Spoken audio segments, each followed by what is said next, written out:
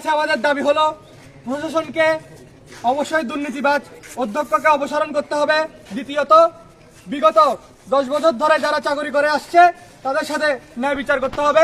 আমাদের দাবি এই দুইটাই। যে এখানে টাকা মেরে খাবে না বা কিছু করবে না তার গ্যারান্টি কে দিবে স্যার?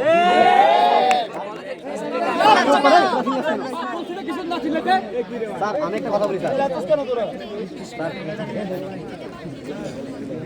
আর ওনার মতো ওইখানে যে এত কোটি টাকার চুরি টাকা ঘুরে আসছে আমাদের কলেজে, এরপরও যদি আমাদের কলেজের অধ্যক্ষ হতে পারছে, ওনার মতো অযোগ্য একজন মানুষ যদি অধ্যক্ষ হতে পারে, তাহলে আমাদের শিক্ষকরা কেন অযোগ্য? আমাদের শিক্ষকরা তো ওনার থেকে অনেক গুণে ভালো আছে। আমি এত ক্ষতি পেলাম তো করে স্যার আপনি দুইটা বলছেন স্যার, এটাও আছে স্যার। স্যার আমি বলি স্যার, স্যার আপনি একটা গাছ তুলছেন, এখন যদি গাছের গোড়া যদি শক্ত না থাকে স্যার আগা কিভাবে শক্ত থাকবে? আমাদের দুটা ধরো ধরো গরম আমি যে কথা কইছি তোমরা যা করছো সব কথার ভিতর কথা এখানে আছে। You have opportunity. আমি বলছি যে প্রশাসন অ্যাড্রেস টু দ্য প্রোগ্রামে মানে ট্রান্সপারেন্সি শো করবেন হাউ ক্যান দ্যাটস ওকে। কিন্তু এই যে প্রশ্নটা আমার করে দিচ্ছ, আমি জীবনে স্যারেনা খাইও নাই, এইটাই তো স্যার। আমি জীবনে স্যার আমি বলি আমি যদি স্যার জীবনে স্যারেনা খাইও নাই, আমি জেনে স্যারেনা এটাই তো স্যার কথা, আমার কথা তো স্যার এটা। কত কিছু দেখছো না, আমি ফেসবুকে দেখি না, আমি ফেসবুকে শুনি না। ফেসবুক না স্যার, আমি আর আপনি যদি জানি সব থাকি, কেউ কি আমাদেরকে চোর বলতে পারবে স্যার?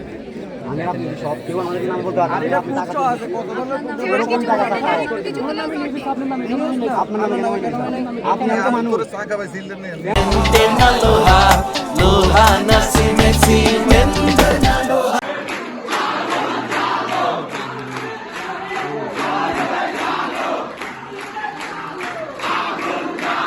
প্রিয় বন্ধুগণ, বিগত 17 বছরের বৈষম্য থেকে জুলাই আন্দোলনের মাধ্যমে আমরা একটি বৈষম্যহীন বাংলাদেশের স্বপ্ন দেখেছিলাম। অথচ 5ই আগস্টের পরিবর্তিতে আমরা দেখেছি আমাদের কলেজে নানান বৈষম্যে জর্জরিত হয়ে পড়েছে। আমরা দেখেছি একজন দুর্নীতিবাজ শিক্ষককে আমাদের প্রধান শিক্ষক করা হয়েছে। আমরা দেখেছি বিগত 10 বছর যারা চাকরি করে আসছে তাদের বাদ দিয়ে একটি বিশেষ গোষ্ঠীর লোকজনকে নিয়োগ দেওয়া হয়েছে। আমরা এই বৈষম্য মানি না, মানব না। প্রশাসনের কাছে আমাদের দাবি হলো, 1, প্রশাসনকে অবশ্যই দুর্নীতিবাজ অধ্যক্ষকে অপসারণ করতে হবে। 2, বিগত 10 বছরের যারা চাকরি করে আসছে তাদের সাথে ন্যায় বিচার করতে হবে। আমাদের দাবি এই দুইটি। এবং প্রক্রিয়াল বোর্ডের সঙ্গে প্রক্রিয়াল টিম এখানে এসেছে, তারা আমাদের কোনো সিদ্ধান্ত দিতে পারেনি, তারা আমাদের আশ্বাস করতে পারেনি।